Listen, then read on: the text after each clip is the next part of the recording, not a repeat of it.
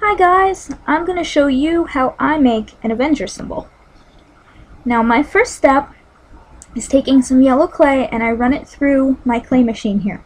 Now when I first started my business, I used to do all of my clay rolling by hand with a roller.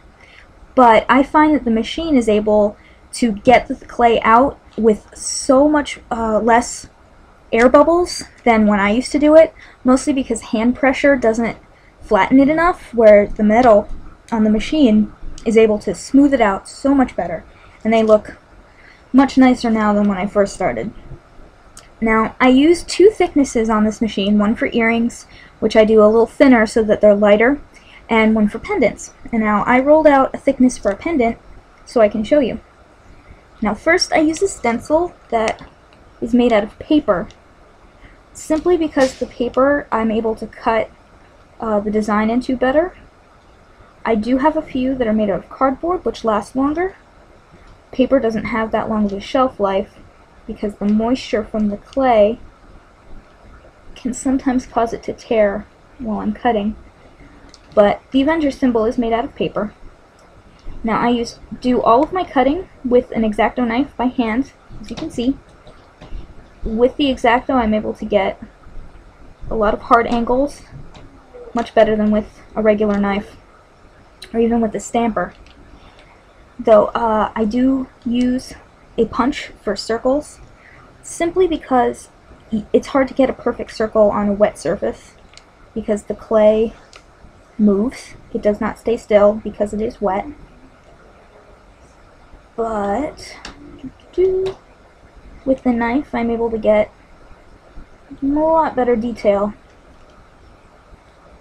And once I cut out all the little pitfalls and pockets, I'm able to remove the insides. Inside of the A always kills me. Gotta be careful not to stretch the actual symbol too much, or else it'll bend and come out pretty ugly.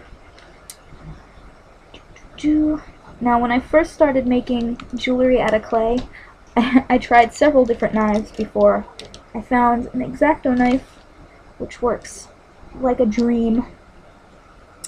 And I do a couple finishing touches just so that the edges are smooth and there's no little hang-ons.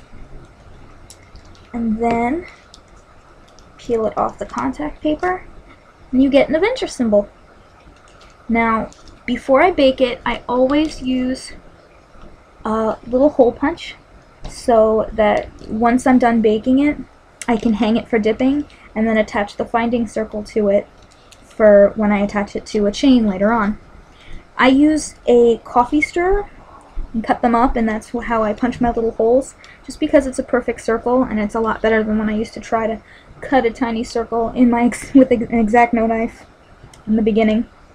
But that is basically how I make all of my standard one color pendants, and I'll show you how to do a more complicated one next.